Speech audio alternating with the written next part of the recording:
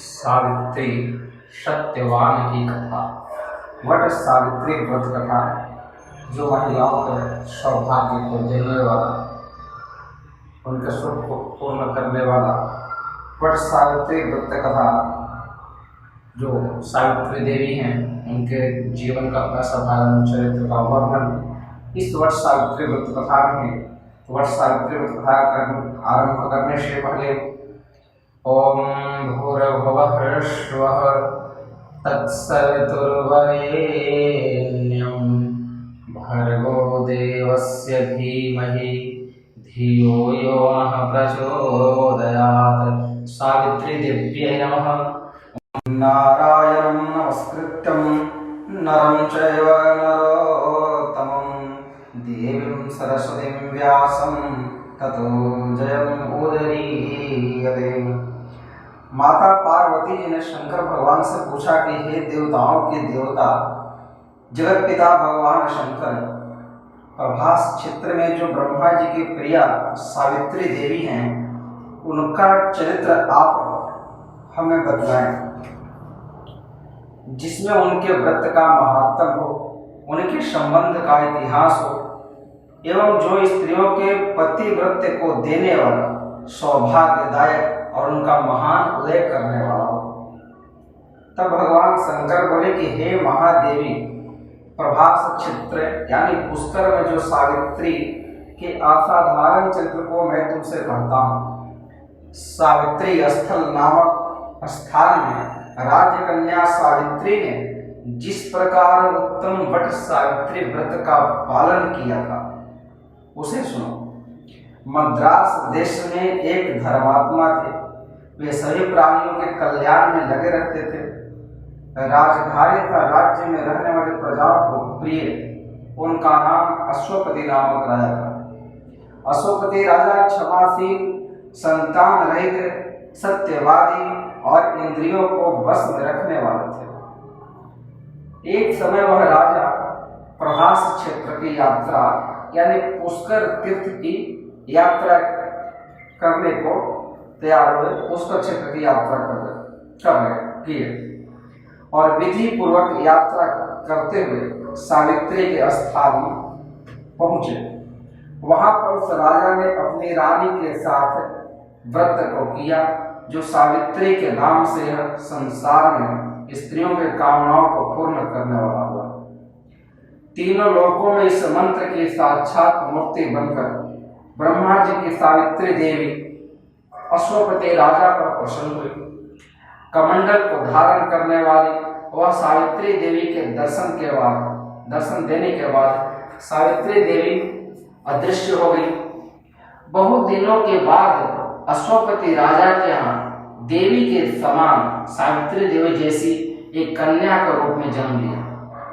सावित्री की प्रसन्नता से तथा सावित्री की पूजा करने के बाद उत्पन्न कन्या का ब्राह्मणों के आज्ञा से अश्वपति राजा ने अपनी कन्या का नाम सावित्री रखा और राजकन्या सावित्री शरीर धारण में साक्षात लक्ष्मी जी के समान सुंदर शोभित हुई एवं सुकुमार अंगों के साथ विवाहावस्था को प्राप्त हुई, जो सोने के रंग के समान सुंदर दिखाई पड़ती थी। लोग उसे देखकर यही समझते थे कि यह कोई मनुष्य कन्या नहीं, देव कन्या है। कमल के समान विशाल नेत्रों वाली एवं तेज से अग्नि के समान प्रज्वलित होती वह सावित्री महर्षि भृगु के द्वारा कहे सावित्री व्रत को करने लगी और बाल्यकाल से ही सावित्री की पूजा करती थी, जिसके आरंभ में सुंदर वर्ण वाली उपवास करके सिर से स्नान करके सावित्री ने देवताओं की प्रतिमा के पास जा करके अग्नि में हवन करके ब्राह्मणों से स्वस्ति वाचन करवाया और उन ब्राह्मणों से बचा हुआ प्रसाद को स्वयं ग्रहण करके सखियों के साथ घर आती। लक्ष्मी देवी के समान सुंदर रूप से शोभित है। बरारोह वह राजकन्या समीप में जाकर उन प्रसाद को अपने माता पिता को दे करके और उनसे प्रसाद के रूप में ग्रहण करती थी। यानी जो प्रसाद उसे ब्राह्मणों के द्वारा मिलता वो अपने घर लेकर आती, माता पिता को देती और माता पिता जो प्रसन्नता से उसे देते वो उसे ग्रहण करते थे। युवावस्था को प्राप्त होकर अश्वपति राजा कन्या प्रसाद दे करके अपने पिता के बगल में खड़ी हो। युवावस्था को प्राप्त हुई देखकर राजा ने उसके विषय मंत्रियों से सलाह लेकर राजकन्या से कहा। अश्वपति राजा ने अपने मंत्रियों से विचार करके सावित्री से कहे कि हे पुत्री, तुम्हें योग्य वर देने का समय आ गया है और हमसे तुम्हारे अनुकूल योग्य वर नहीं दिखता। मैं तुम्हारी आत्मा के अनुरूप योग्य वर खोजने में समर्थ हूँ। हे पुत्री, जिस तरह से मैं देवताओं में और समाज में निंदनीय में हूँ वैसा तुम काम करो। मैंने धर्मशास्त्र में पढ़ा है कि पिता के घर में कन्या का रजोधर्म होना अशुद्रा के समान समझ जाती है और उसके पिता को ब्रह्म हत्या का समान पाप लगता है। इसलिए हे पुत्री, मैं तुम्हें आज्ञा देता हूँ कि तुम अपने लिए स्वयं वर ढूंढ लो। सावित्री इस प्रकार तेज से संपन्न थी कि उसके पिता उसके लिए योग्य वर ढूंढने में सक्षम नहीं थे। तो अश्वपति राजा ने अपने सावित्री की आज्ञा दी कि आप हमारे पूरे मंत्रियों को लेकर के जाएं और अपने समान एक योग्य वर, अपनी इच्छा से योग्य वर ढूंढे। इसके बाद जैसा अश्वपति राजा ने कहा था, सावित्री ने वैसा ही किया। वह अपने मंत्रियों को लेकर के राज्य ऋषियों के रम्य तपोवन की ओर चल पड़ी। वहां पहुंचकर माननीय वृद्धजनों को प्रणाम कर सब तीर्थ और आश्रमों में जाकर के मंत्रियों के साथ सावित्री ने अपने वनों में राज ऋषियों के पास घूम करके सभी जगह से ढूंढते ढूंढते फिर वापस अपने पिता के घर पर आई। सावित्री देवी ने जो अपने पिता के घर पर आई तो पिताजी के पास नारद ऋषि को देखी। सभी लोगों को सावित्री देवी ने प्रणाम की, नारद जी को प्रणाम की। तो पिताजी ने पूछा कि हे पुत्री, जिस कार्य से तुम वन को गई थी क्या वो पूरा हुआ?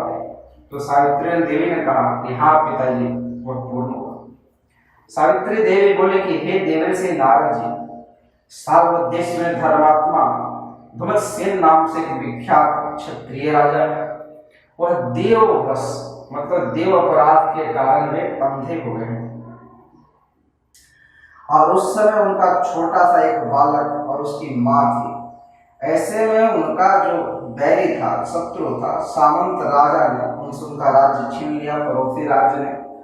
और अंत वह आर्य धुमतसेन छोटे बच्चों के साथ लिए अपनी स्त्री के साथ जंगल की ओर चल गए। जब सामंत पड़ोसी राज्य ने उन पर आक्रमण किया तो अपने परिवार और बच्चे को लेकर के वे जंगल में रहने लगे और उनका पुत्र वन में ही बना हुआ और वन में ऋषियों के साथ रहा। वह धार्मिक हुआ, सत्य बोलने वाला और अपने अनुरूप पति समझकर मैंने उससे वर्ण किया। सावित्री देवी ने कहे कि हमने धुमतसेन नाम का जो राजा जंगल में रहते थे वो अंधे थे और उनके पुत्र को हमने वर्ण किया।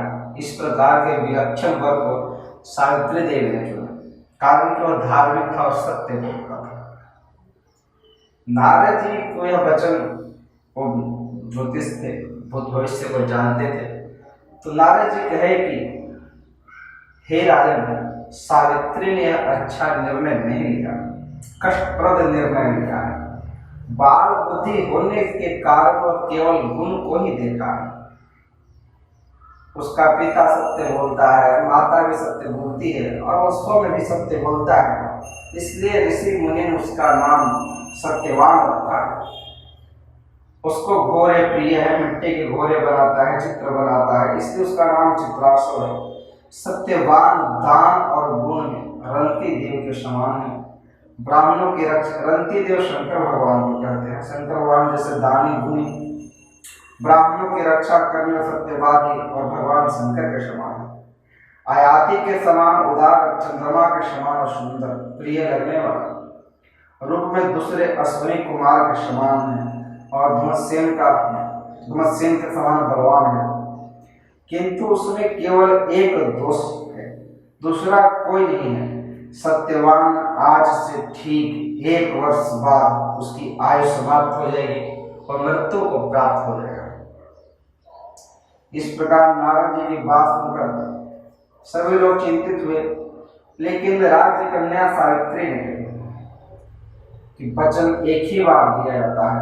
राजा लोग किसी को एक बार ही बात करते हैं, ब्राह्मण भी एक ही बार करते हैं और कन्यादान भी एक ही बार की जाती है। यह काम बार बार नहीं होते। नारद जी दीर्घायु हो अथवा अल्पायु, गुणवान हो या निर्गुण, वर को केवल एक बार वरण किया जाता है, बाकी उसे जीवन भर निभाया जाता है।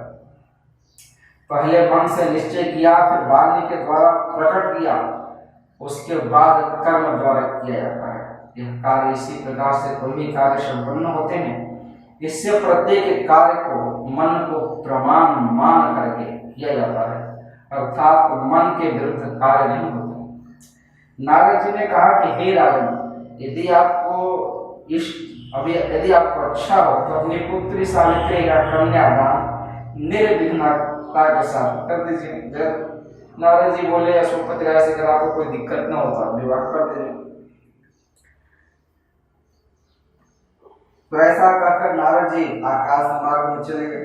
इसके बाद राजा ने भी शुभ मुहूर्त में समीपवर्ती वेदों के जानकार ब्राह्मणों को बुलाए और अपनी सावित्री देवी का विवाह संपन्न किए।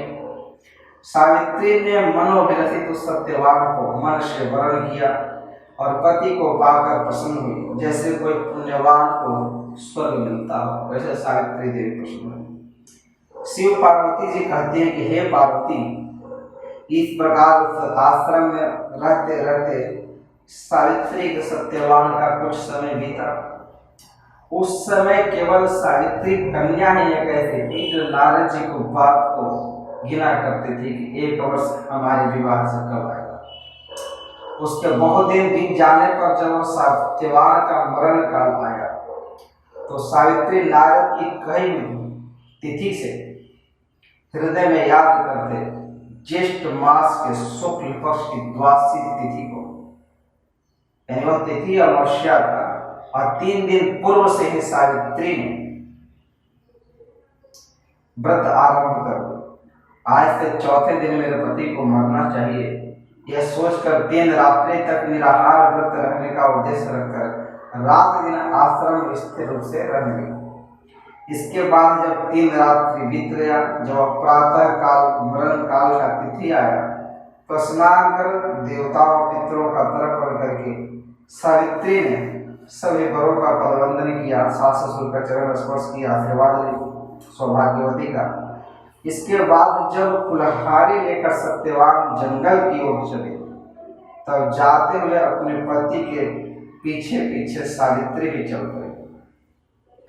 वन में पहुंचकर सत्यवान जल्दी से फल फूल लकड़ी कूसा और सूखी लकड़ियों को जमा करने लगा, ले जाने लायक भारी इकट्ठा करने लगा। लकड़ी को काटते काटते सत्यवान को सिर में पीड़ा होने लगी, दर्द होने लगा, जिससे सत्यवान ने लकड़ियां काटना छोड़ दिया और एक बर के पेड़ के सहारा लेकर के सावित्री से कहते हैं सत्यवान कि हे सावित्री, सिर का दर्द मुझे दुख दे रहा है, मैं तुम्हारे गोद में क्षण भर को सोना चाहता हूँ। सावित्री ने दुखित होकर कहा कि आपकी जैसी इच्छा, आप विश्राम करें, फिर बाद में हम लोग कुछ कार्य करें।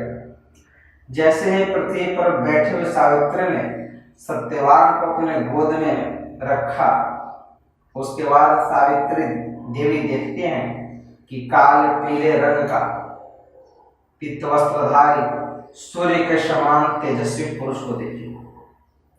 उसे देखकर सावित्री प्रणाम कर मधुर वचन में कहती है, आप देवताओं अथवा राक्षसों में कौन है जो मुझे अकेले जानकर धर्म से विमुख करने आए हैं? आप मुझे अग्नि के समान समझे, मैं जलाकर भस्म कर दूंगी। सावित्री का पतिव्रत धर्म ऐसा था जो उस दिव्य पुरुष को, जिसका सूर्य का समान प्रकाश था, उसे कहती है कि आप मुझे धर्म से भटकाने आए तो मैं आपको जलाकर भस्म कर दूंगी। तब यमराज ने कहा कि मैं सब प्राणियों के लिए कर्मानुसार उनका उचित दंड देने वाला जम हूं। हे सावित्री, यह समीप तुम्हारे पास जो तुम्हारा पति पड़ा है उसका आयु समाप्त हो गया है और इसे साधारण से हम दूध पकड़ कर नहीं ले जा सकते, इसलिए मैं इसे लेने स्वयं आया हूं। ऐसा कहकर यमराज ने वह यमपास को सत्यवान के शरीर में फेंका और बलपूर्वक सत्यवान को आत्मा को निकाल दिया। इसके बाद पितृगण से सेवित यमपुरी के रास्ता को यमराज तय करना शुरू किया और उनके पीछे पीछे सावित्री भी चल पड़ी। यम ने पतिव्रता होने के नाते यम मार्ग में सावित्री पतिव्रता थी तो उनके पीछे चलते चलते नहीं थकती थी। एक मुहूर्त हुआ सावित्री के चलते चलते, तब यमराज ने कहा कि लौट जाओ, हे स्त्री तुम यहाँ से लौट जाओ, इसके आगे कोई भी जीवित आदमी नहीं जाता। सावित्री ने कहा कि आप जैसे महान पुरुष के साथ हमारे पति की आत्मा है तो उनके आपका अनुसरण करने में हमें कोई गलानी नहीं है, मैं अपने स्वामी का अनुसरण कर रही हूँ। सावित्री कहती है कि सज्जन का सहारा सज्जन और स्त्रियों का सहारा पति, ब्राह्मणों के सहारा वेद और शिष्यों के सहारा गुरु होते हैं। संसार में सभी व्यक्तियों के लिए स्थान है, लेकिन स्त्रियों का एकमात्र स्थान उसका पति है। उसके पति को छोड़ उसका कोई स्थान नहीं होता। इस प्रकार से धर्म और अर्थ से भरे हुए सुंदर मधुर अन्य वाक्यों से सूर्यपुत्र यमराज प्रसन्न होकर सावित्री से हम बात करें। यमराज को सावित्री का वचन धर्म प्रेरणा युक्त लगा तो यमराज ने कहा कि हे भामिनी, मैं तुम पर प्रसन्न हूं, तुम्हारा कल्याण हो और तुम मुझसे वर मांगो।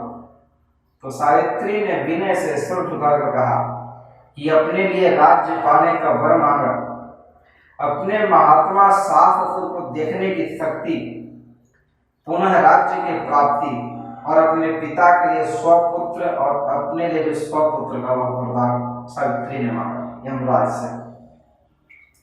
तथा पति के लिए पुनर्जीवन दान, निरंतर धर्म की सिद्धि और धर्म की प्राप्ति हो वरदान मांगा। इस प्रकार वर मांगने पर यमराज ने वरदान दे करके वापस चले आए। उसके बाद सावित्री अपने पति का जीवन दान पा करके प्रसन्न हुई और अपने पति के साथ आश्रम को चली आई। उस सावित्री देवी ने ज्येष्ठ की अमावस्या के दिन इस सावित्री व्रत को किया था, जिसके प्रभाव से राजा ससुर को पुनः नेत्र की ज्योति की प्राप्ति हुई, उन्हें निष्कंटक राज्य मिला। सावित्री के पिता को 100 पुत्र हुए और सावित्री को भी 100 पुत्र की प्राप्ति हुई। इस प्रकार से सावित्री व्रत के संपूर्ण महात्मा को शंकर भगवान माता पार्वती जी को सुनाया। अब पार्वती जी ने कहा कि हे प्रभु, सावित्री के द्वारा किया हुआ महान व्रत किस प्रकार से ज्येष्ठ मास में करे वह आप में बतलाएं। उस व्रत के देवता कौन है, मंत्र क्या है, फल क्या है और सनातन धर्म को विस्तार पूर्वक है। भगवान शंकर कहे कि सावित्री व्रत को भक्ति पूर्वक सुनो। सावित्री देवी ने जिस प्रकार व्रत को किया वह तुमसे कहता हूँ। ज्येष्ठ कृष्ण त्रयोदशी तिथि के दिन प्रातः काल दंत धारण करके नित्य क्रिया कर उपवास का नियम आरंभ करें। यदि व्रती को शक्ति हो, उपवास करने में समर्थ हो, तो त्रयोदशी की रात्रि से उपवास करके चतुर्दशी अमावस्या उपवास करे और प्रतिपदा को पालन करे। हे पार्वती, प्रतिदिन तालाब, नदी, तीर्थ, झरना या कुएं के जल से स्नान करें। विशेष करके अमावस्या में सरसों मृतिका विकृत जल से स्नान करना चाहिए। सुवर्ण बांस या मिट्टी या लकड़ी की बनी हुई सावित्री की प्रतिमा को रख करके उसे सावित्री के लिए 2 लाल वस्त्र देवे और ब्रह्मा जी के लिए सफेद वस्त्र देवे।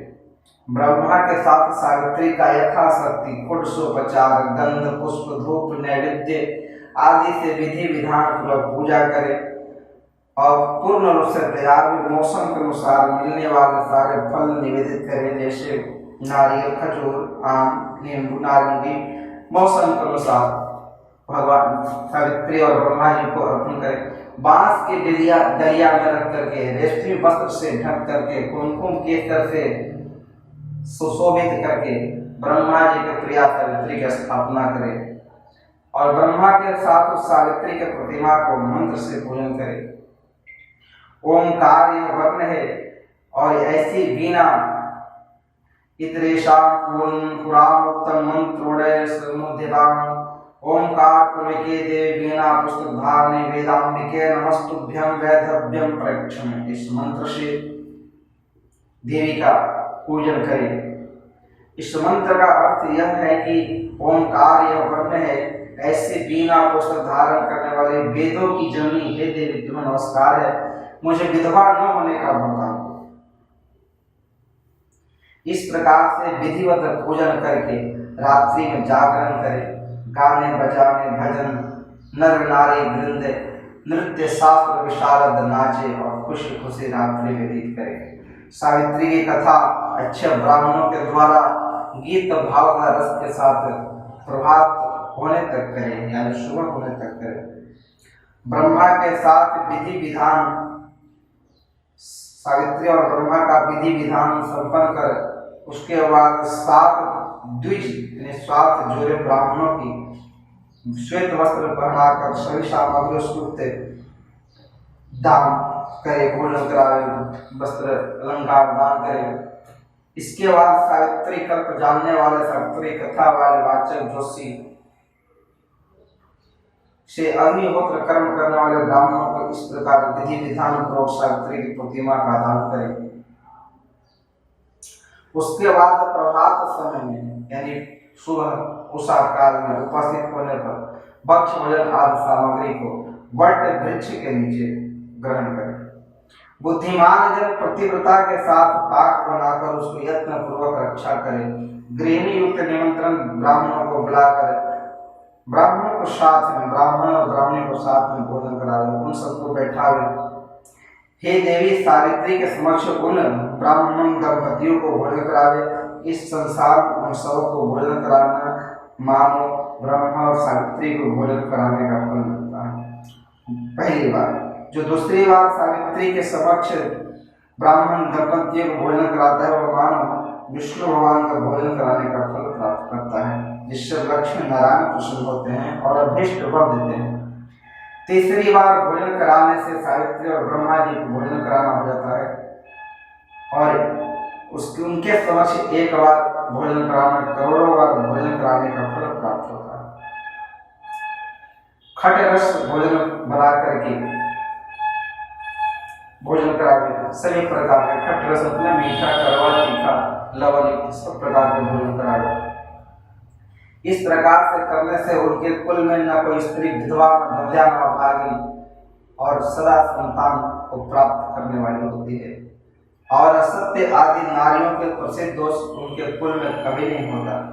इसलिए हे देवी सावित्री देवी के आगे कड़वा तीखा रस नहीं करावे, मीठा भोजन कराना चाहिए। उस समय स्त्रियों को खट्टा भोजन भी नहीं करना चाहिए, बल्कि 5 प्रकार के मधुर हृदय को प्रिय लगने वाले सुंदर रीति से बनाए हुए पकवान को खिलाना। पकवान विशेषकर घी से बने हों। जो स्त्री इन सब प्रकार को दान करती है, स्वयं खाती है और पुरुषों के आह्लाद कामनी एवं स्त्रियों के लिए अत्यंत प्यारी, धन धान्य में बहुत बड़े कुटुंब वाली होती है। पुओं को दान करने से उसके कुल के 21 पीढ़ी का बहु लड़कों को अनंत दास दासियों से भरा रहता है। जो इस तरह पुआ और पुरियों को दान करती है उनके कुल में बहुओं के साथ साथ लड़कियां भी पुत्री होती है। शीघ्र इनके दान करने वाली युवतियों को उस सही फल प्राप्त होते हैं, इसमें कोई संदेह नहीं। दान जो उनका संपूर्ण फल सब प्रकार की सिद्धियों से प्राप्त होता है। यह सृष्टि के बनाने वाले ब्रह्मा जी का वचन है। श्री गौरी कन्याओं को भोजन कराने से विशिष्ट फल होता है और जन्म जन्म सौभाग्यशाली पुत्र निपत्यता धन की वृद्धि शोभित शस्त्र भोजन कराने वाले होते हैं। मुख्य पान पीने योग्य पदार्थ हृदय को प्रिय लगने वाले और मधुर हो, जैसे द्राक्षा पान, अंगूर का शरबत, गुड़ से युक्त इमली का पान, खांड से युक्त मीठे शरबत। इसके अतिरिक्त अन्य जो भी वर्ण से सुगंधित पान हो उन ब्राह्मण दंपतियों को खिलाना चाहिए। विधि पूर्वक पूजन करके इन दंपतियों को वस्त्रादि, धोती, साड़ी, कच्चू आदि पहनाकर कुमकुम आदि से सुगंधित वस्तु का लेप करके लगा करके फूल माला से सुगंधित करके गंध पुष्प पूजन करके हाथ में एक एक नारियल देना चाहिए। उन ब्राह्मण दंपतियों को आंखों में अंजन, मस्तक में तिलक, सिंदूर लगा करके मनोहर सुवासित कोमल सुपारियों को पास लगा करके उनके हाथ में देने के बाद प्रणाम करके उनका विसर्जन करा दें। अंत में कृत्य विसर्जन ब्रह्मा सावित्री देवी को विसर्जन करा दें, जिनकी पूजा की है। अंत में इस कृत्य को निवृत्त होकर के बंधु एवं बालकों के साथ स्वयं भोजन करें। यदि पूजन स्थल में भोजन न कर सके तो घर में आकर के भोजन करें, जिससे देवी प्रसन्न होती है। इस प्रकार जो अपने घर में आकर पिंडदान पूर्वक पितरों को सभी श्राद्ध करना चाहिए। ऐसा करने से पितृगण प्रसन्न होते हैं और ब्रह्मा के एक दिन यानी 4 अरब 32 करोड़ वर्ष तक संतुष्ट बने रहते हैं। तीर्थ से 8 गुना पुण्य अपने घर में दान देने से होता है, क्योंकि द्विजातियों द्वारा किए हुए श्राद्ध को नीच जन नहीं देख पाते। एकांत में गृह में गुप्त से पितरों को श्राद्ध करना चाहिए। यह नांदी श्राद्ध की बात की जा रही है, इसलिए जहां तक हो सके उसे प्रयत्न पूर्वक श्राद्ध को गुप्त करना चाहिए, क्योंकि पितरों को तृप्ति देने वाले ऐसे श्राद्ध ब्रह्मा जी ने स्वयं बताया। उसके बाद गौरी कन्याओं को भोजन कराना है, ये उत्सर्ग कहलाती है, बाद का कर्म है। मनुष्य को कीर्ति प्रदान करने वाली और राजसी हो जाती है। अपना हित चाहने वाले व्यक्तियों को कहे हुए दान सदा देना चाहिए।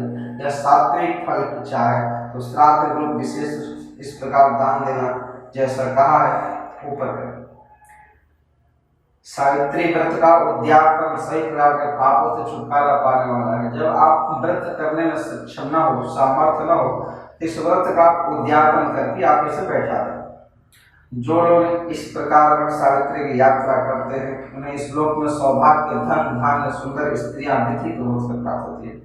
इस यात्रा विधान को जो भी मनुष्य भक्ति पूर्वक करता है, इस बात सावित्री व्रत की कथा को सुनता है वह पाप से छूट जाता है। जो स्त्री ज्येष्ठ की अमावस्या के दिन विधि पूर्वक सावित्री के पूजन स्थल वर के पेड़ के वट वृक्ष को 108, 54, 27 प्रदक्षिणा यत्न पूर्वक करते हैं, उनके द्वारा अज्ञान पूर्वक किए हुए अगम्य स्त्री के साथ गमन रूपी पाप भी नष्ट हो जाते हैं। इसमें कोई संदेह नहीं। जो वट सावित्री स्थल वट वृक्ष के नीचे जाकर संध्या वंदन किया करते हैं, वे अपने पत्नी के हाथ से लाए पांडुकुट के जल से, सुवर्ण की झारी और मिट्टी की झारी से, भावनी जल से, यानी वहाँ जो पांडुकोप है पुष्कर में, उस जल से जो संध्या वंदन करते हैं उनके 12 वर्षों तक का संध्या वंदन का फल प्राप्त होता है। पांडु का स्नान करने से सूर्य जग का फल होता है, दान देने से दशमा फल होता है, उपवास करने से सुनने से फल प्राप्त होता है। श्री स्कंद पुराण अंतर्गत प्रभास खंड स्थित सावित्री व्रत विधि पूजन कथा श्री ब्रह्म सावित्री अर्पण वस्तु स्त्रियां सुख सौभाग्यवत्यस्य सर्वमनोकामना पूर्णस्य सावित्री ब्रह्माणि की जय। गायत्री शास्त्री सरस्वती महारानी की जय।